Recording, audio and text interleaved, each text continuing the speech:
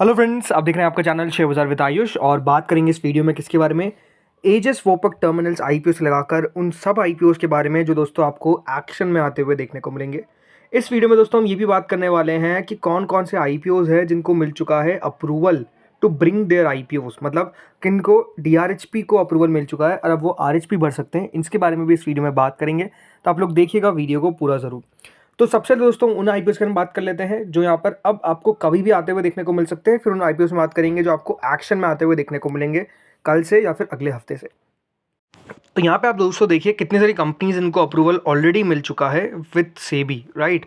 So gold plus glass है, याद रखिएगा इस कंपनी के द्वारा पेपर्स फाइल किए गए थे ऑन 2/12/2024 और कंपनी को अप्रूवल मिल गया था 29/6/2024 को।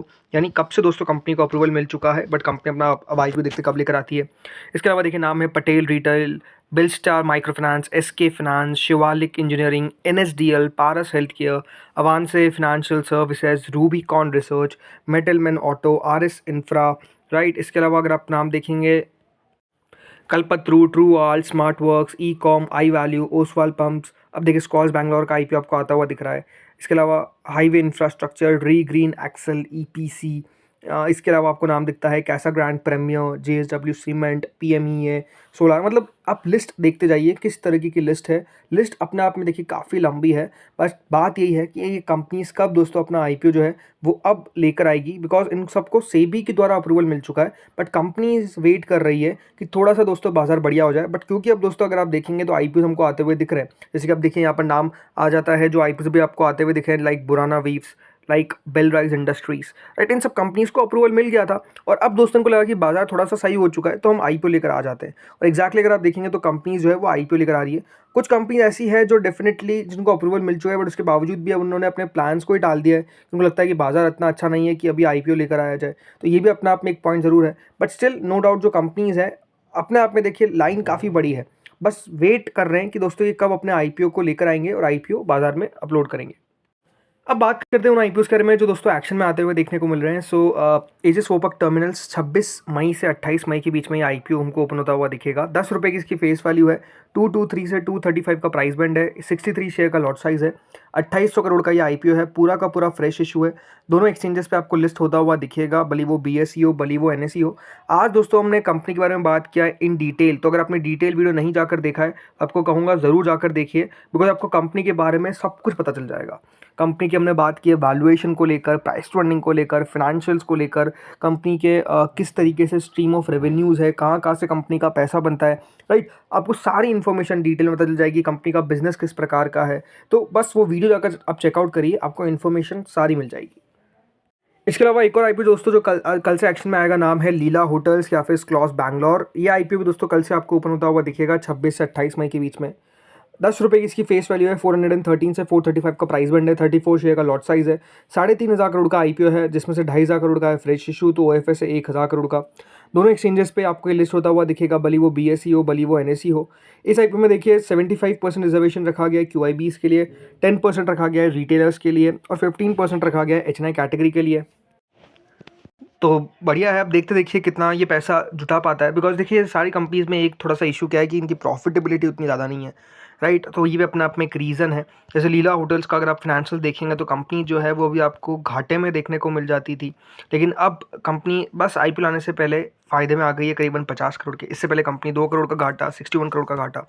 तो इस तरीके से जब कंपनीज लॉस करती है तब भी दोस्तों बाजार थोड़ा सा कॉशियस रहता है कि किस तरह की कंपनीज है, क्या पैसा लगाया जाना चाहिए नहीं लगाया जाता है, निवेशक सोचते हैं, तो वो देखने वाली बात रहेगी, राइट। इसके अलावा दोस्तों एक और आईपीओ जो कल खबरों में रहेगा, नाम है बेलराइज इंडस्ट्रीज़। क्यों? क्योंकि दोस्तों आईपीओ तो बंद हो चुका है लेकिन कल आने वाला है अलॉटमेंट। अब ये बात ध्यान रखिएगा, अगर आपने इस आईपीओ में पैसा लगाया तो 90 रुपीज़ का एक शेयर आपको मिल सकता है, 5 रुपये की फेस वैल्यू रहेगी और टोटल 166 शेयर मिलेंगे एक लॉट के अंदर। अभी डिपेंड करता है, अगर आपने एचएनआई कैटेगरी में लगाया तो ऑब्वियस बात है आपको शेयर ज़्यादा मिलेंगे, बट रिटेल में लगाया तो आपको 166 शेयर से ज़्यादा नहीं मिलने वाले, इस बात का ध्यान रखिएगा। 2150 करोड़ का ये पूरा आईपीओ था, पूरा का पूरा फ्रेश इशू था और जो सब्सक्रिप्शन आता हुआ देखने को मिला वो भी अगर आप देखेंगे तो काफ़ी बढ़िया था, मतलब काफ़ी समय के बाद दोस्तों जो QIB कैटेगरी थी वो इतने बड़े नंबर्स के साथ वापस आई। 112 गुना दोस्तों QIB के द्वारा पैसा लगाया गया, मतलब इसका मतलब ये है कि ऑलमोस्ट 50,000 करोड़ रुपए जो है वो QIB की तरफ से लगाए गए हैं। इसके अलावा आप रिटेल को देखेंगे तो वो 40 गुना, रिटेल को देखेंगे तो वो 4 गुना थे, HNIs को देखेंगे तो वो 40 गुना थे। तो अपने आप में पैसा जो है वो हर एक कैटेगरी की तरफ से हमको आता हुआ देखने को मिला है। कुल मिलाकर IPO ज़रूर 43 टाइम सब्सक्राइब हुआ, but in terms of money company को 64,920 करोड़ यानी मोटा मोटी 65,000 करोड़ 65,000 करोड़ मिल गए, जो अपने आप में दिखाता है कि किस तरीके का दमदार रिस्पॉन्स आता हुआ दिखा है। ये बात ध्यान रखिएगा अगर आपको अलॉटमेंट चेक करना है इसका, तो इस IPO का दोस्तों जो अलॉटमेंट है वो आपको पता चलेगा MUFG इन टाइम या फिर लिंक इन टाइम, आप लोग जानते ही होंगे, उसका नाम जो है वो चेंज कर दिया गया है और अब MUFG in time India private limited कर दिया गया है। लेकिन हाँ, लिंक इन टाइम पे याद रखिएगा अलॉटमेंट आपको आता हुआ देखने को मिलेगा, और अलॉटमेंट कब तक आएगा वो सब डिटेल में आपको कल बता दूंगा। लेकिन हाँ, ये है कि कल अलॉटमेंट आ जाएगा और 10-11 बजे के बाद ही आएगा, ये थोड़ी सी इन्फॉर्मेशन आपको मैं ज़रूर दे सकता हूँ। अब चलिए बात करते हैं बाकी बचे हुए IPOs और ग्रे मार्केट पे। तो देखिए NR वंदना टेक्सटाइल, ये एक SME इशू है जो ओपन होने वाला है from 28 of May to 30 of May. 27.89 crore का IPO का साइज़ है, 45 रुपीज़ का इसका प्राइस बैंड है। अगला दोस्तों IPO आता है स्कोडा ट्यूब्स, ये भी मेन बोर्ड IPO है जो आपको एक्शन में आता हुआ देखने को मिलेगा from 28 of May to 30 of May. 140 rupees का इसका प्राइस बैंड है, जिसके सामने आप देख सकते हैं ऑलमोस्ट 11.43% का प्रीमियम चल रहा है। 16 रुपये के आसपास, 156 के आसपास एस्टिमेटेड लिस्टिंग दिखाई जा रही है। बड़ी बात ध्यान रखिएगा, ये ग्रे मार्केट है, ये 100% सही नहीं है, फैक्चुअल नहीं है। ये एक इंडिकेशन हो सकता है बट एक्यूरेट नहीं है, इस बात को आपको हमेशा ध्यान में रखना है। देन अगला दोस्तों आता है नेपट्यून पेट्रोकेमिकल्स, एक NSE SME इशू, 122 रुपये का इसका प्राइस बैंड है, 73.20 करोड़ का इशू का साइज़ है। 28 ऑफ मई से 30 ऑफ मई के बीच में याद रखिएगा, ये आपको ओपन होता हुआ दिखेगा। देन अगला दोस्तों IPO आता है निकिता पेपर्स, एक NSE SME इशू जो ओपन होता हुआ दिखेगा from 27 of May to 29 of May. 104 रुपये का इसका प्राइस बैंड है, कोई GMP नहीं है, 67.54 करोड़ का इशू का साइज़ है। अब देखते हैं दोस्तों ये कितना बढ़िया ये कर पाता है, याद रखिएगा एक्शन में आता हुआ देखने को मिलेगा फ्रॉम 27 ऑफ मई। देन अगला दोस्तों इशू आता है एस्टोनिया लैब्स, एक BSE SME इशू, 135 रुपीज़ का इसका प्राइस बैंड है, 37.67 करोड़ का इशू का साइज़ है। 27 ऑफ मई से 29 ऑफ मई के बीच में याद रखिएगा, ये IPO भी आपको एक्शन में आता हुआ देखने को मिलेगा, करीबन 37 करोड़ का IPO का साइज़ है। देन अगला दोस्तों IPO आता है प्रोस्टाम इन्फो सिस्टम्स, एक मेन बोर्ड IPO, ये आपको एक्शन में आता हुआ देखने को मिलेगा from 27 of May to 29 of May. 168 crore का इशू का साइज़ है, तो बहुत बड़ा मेन बोर्ड IPO नहीं है, बहुत छोटा IPO आप ये कह सकते हैं। बाकी कोई अभी तक GMP में एक्टिविटी शुरू नहीं हुई है, ये दिख रहा है। देन अगला दोस्तों IPO आता है ब्लू वाटर लॉजिस्टिक्स, एक NSE SME इशू, 135 रुपये का इसका प्राइस बैंड है, 40 करोड़ 50 लाख का IPO का साइज़ है। 27 ऑफ मई से 29 ऑफ मई के बीच में ये भी आपको IPO एक्शन में आता हुआ दिखेगा, तो आप देखते हैं कितना बढ़िया कर पाता है। देन अगला आता है एजिस वोपक टर्मिनल्स, एक और IPO जो मेन बोर्ड सेगमेंट का है, जिसके बारे में हमने बात भी की थी अभी। 7% के आसपास का प्रीमियम चल रहा है, देखते क्या कर पाता है ये। देन इसके अलावा लीला होटल्स, इसका प्रीमियम भी अगर आप देखेंगे तो 4-5% के आसपास ही मेजरली रहता हुआ देखने को मिला है। So let's see now. Then अगला दोस्तों IPO आता है यूनिफाइड डेटा टेक, यह IPO का कल आखिरी दिन है, अब ये कल बंद हो जाएगा। अब देखते हैं कितना पैसा आता है, अभी तक 40.29% के आसपास का प्रीमियम चल रहा है, बट ओवरऑल इंटरेस्टिंग होगा देखना कि कितना पैसा कंपनी को मिल पाता है।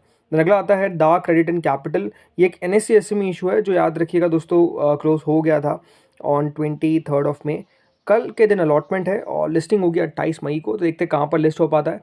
देन बेलराइज इंडस्ट्रीज, प्रीमियम में बड़ी तेज़ी है, बट अब देखते हैं अलॉटमेंट के बाद क्या प्रीमियम टिक पाता है नहीं टिक पाता है। 31% के आसपास का करंट प्रीमियम चल रहा है।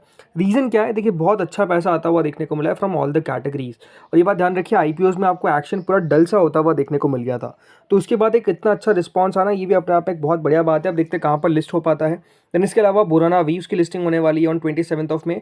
कल लिस्टिंग की स्ट्रैटेजी पे वीडियो आ जाएगा, इसमें हम बात करेंगे कहाँ पर लिस्ट होने की एक्सपेक्टेशंस है। तो दोस्तों इस वीडियो में इतना ही था, होपफुली वीडियो बढ़िया लगा होगा, अगर आपको अच्छा लगा तो लाइक करिएगा, चैनल से पहली बार जुड़ो सब्सक्राइब करिएगा। Thank you friends watching this video.